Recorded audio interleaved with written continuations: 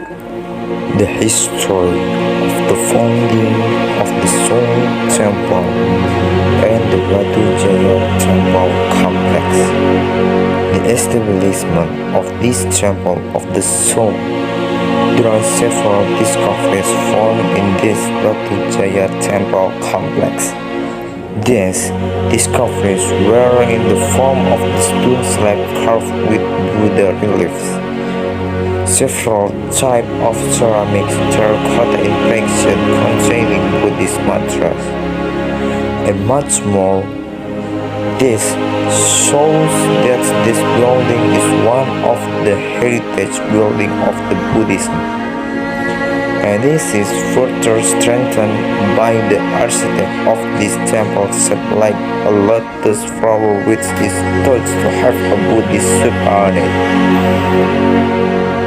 The initial research was conducted in 1984 by the archaeology team from the Indonesian Literature Faculty, which is currently known as the Faculty of Cultural Science, University of Indonesia. This is based on reports from local residents who found ancient objects in the rice field buried in the ground. The pile is called Anur by the local community. Anur is also cursed by the surrounding community.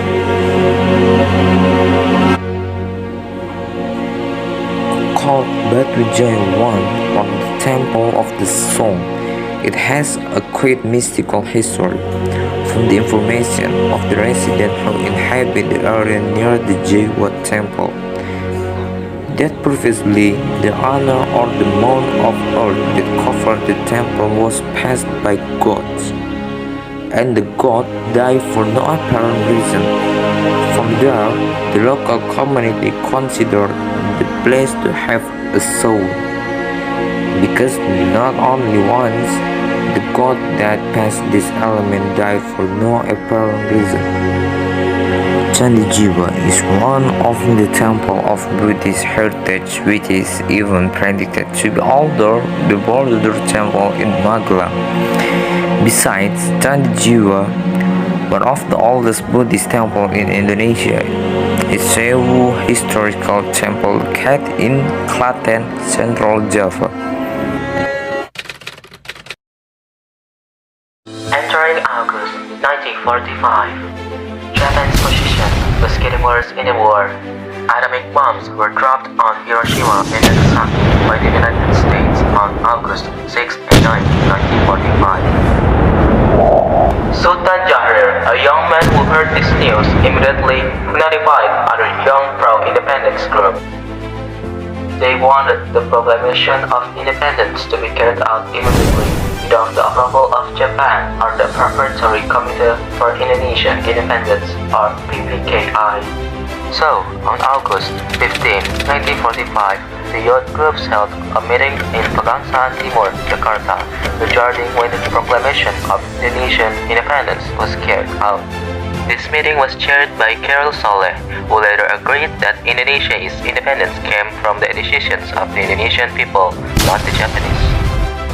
In the evening, the youth group sent Sukarno and Darwis to meet Sukarno and Hatta. They demanded that the proclamation of independence be carried out on August 16, 1945. If Sukarno-Hatta refused, there would be a great upheaval. Nevertheless, Sukarno-Hatta still refused Sukarno and Darwis' request.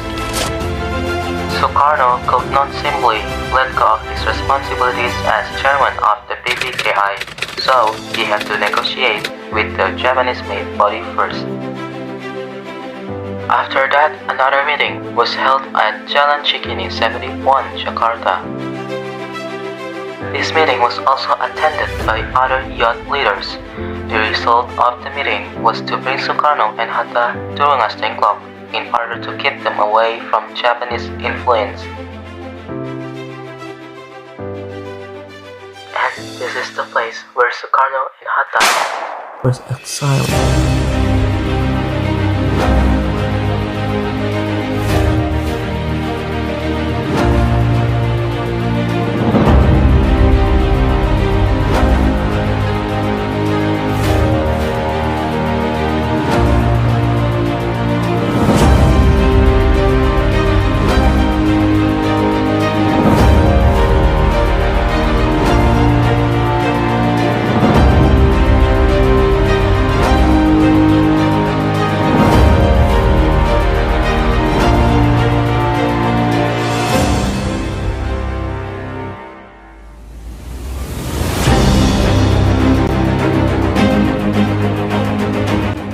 Assalamualaikum everyone, I'm Maulana, and right now I'm on my way to Zhao Qi Xiang's house.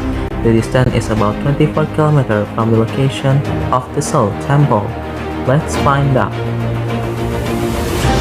The Proclamation of Independence of the Republic of Indonesia is planned to be read by Bung Karno and Bung Hatta on Thursday, August 16, 1945, in Rengas Dengklok at the house of Zhao Qixiang.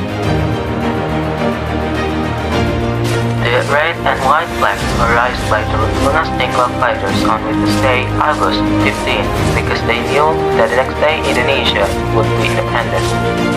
When the text of the proclamation was about to be read, suddenly on Thursday afternoon, Ahmad Subarjo arrived. He invited Bung Karno and all went to Jakarta to read the proclamation on Jalan Pegangsaan Timur 56. Proklamasi. Kami, bangsa Indonesia, dengan ini menyatakan kemerdekaan Indonesia. Hal-hal yang mengenai pemindahan kekuasaan dan lain-lain diselenggarakan dengan cara saksama dan dalam tempo yang sesingkat-singkatnya.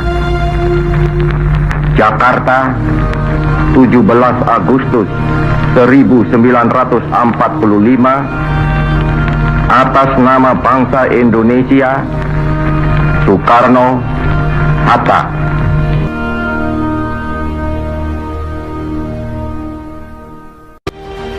Apart from the two fathers of the nation, Sukarni, Yusuf Guntur, Dr. Sucipto, Mrs. Fatmawati, Guntur Soekarno Putra, and others from 3 days on August 14 to 16, 1945.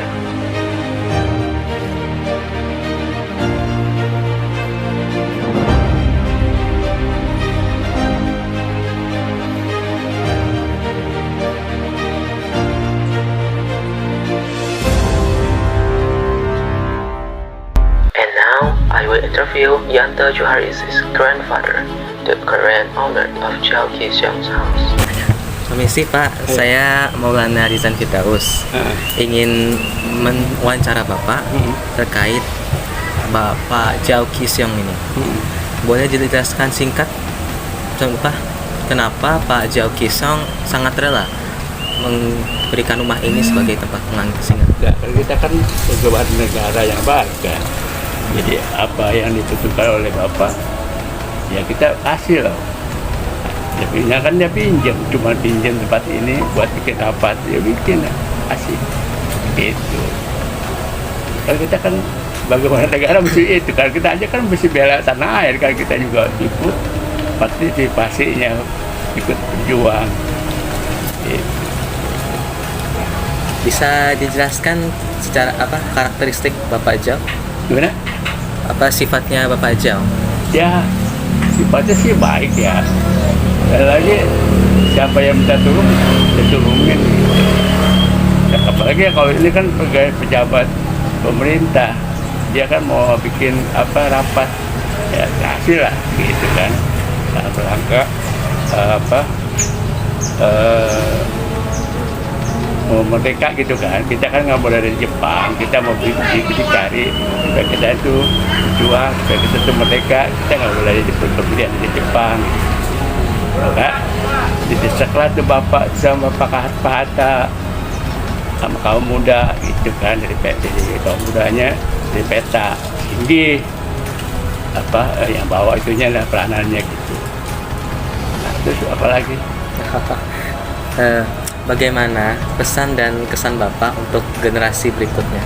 Ya kesannya yang punya Bapak, yang sekali merupakan sejarah aja. Nah, sejarahnya kita begini, meskipun sekelumit, tidak besar gitu kan, tapi kan sejarahnya artinya besar. Karena kita merdeka kan asal usulnya dari sini. Makanya orang Kerawang mah bangga gitu. Karena apa? Karena satu kita lumbung padi, kedua kita punya nama sejarah. Jika pakai sejarah merdeka kan tidak sini. Nah itu Pangkat Perjuangan kan, Kerawang Pangkat Perjuangan kan benar.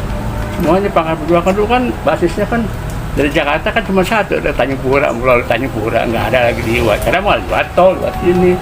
Nah, kan dulu kan cuma satu jembatan juga. Sekarang kan jembatan 2, ya kan? Iya. Nah, dulu situ orang lewat lalu lalang tuh kelihatan gitu.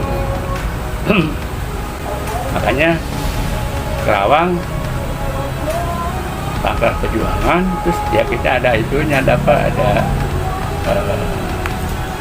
kota yang bersejarah, yang asal usulnya merdeka itu dari sini, bikin rumus sini, baru dikumandangkannya 17.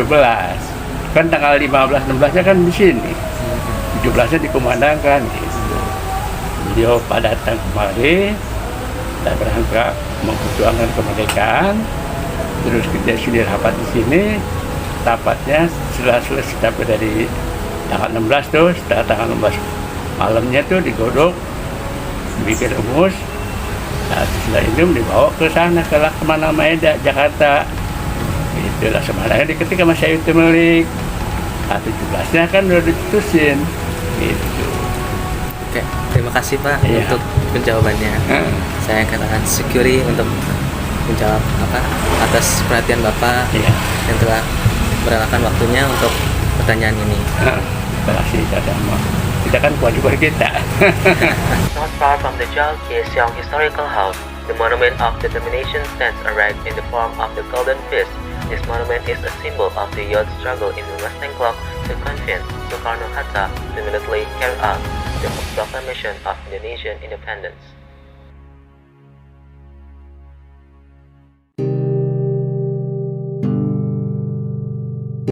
Pembantaian di Rawagede, Karawang, Jawa Barat. Anu lumangsung dina 8 Desember 1847.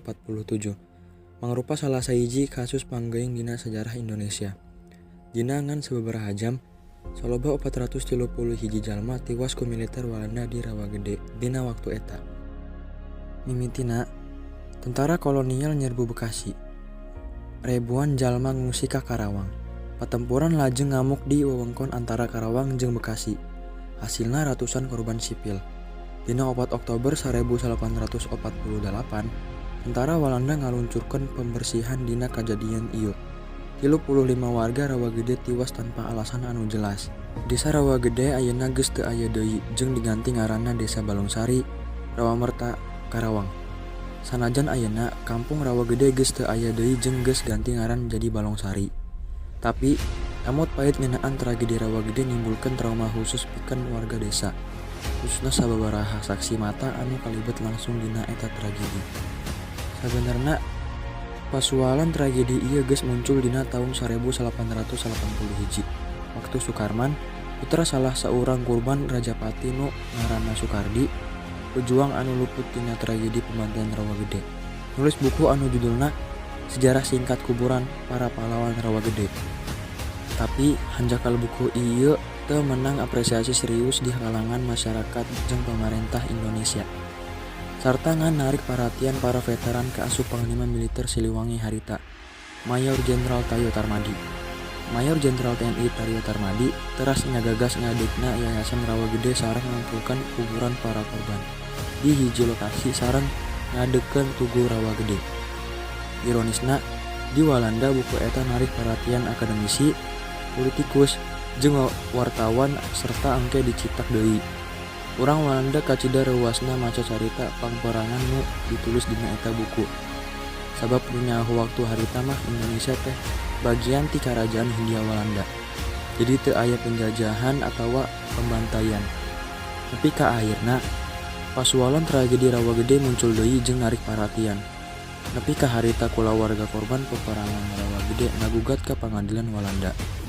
Akhirnya perjuangan keluarga korban tragedi Rawagede terbayar.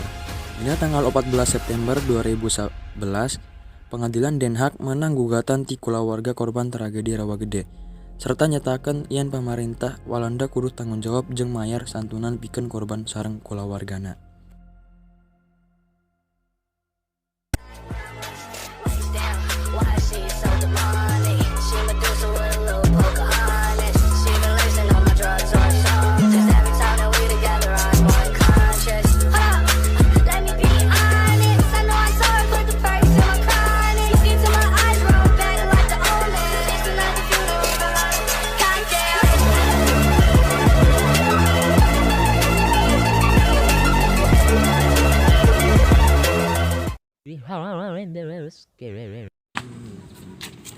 Aku mau maju ke depan ya. Pas ini pas dengerin. Woi. Oh. Gue cepat tahu saatnya. Ih belut.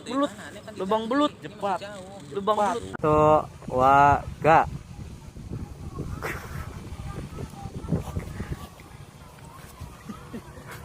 Paling kayak di paparazzi.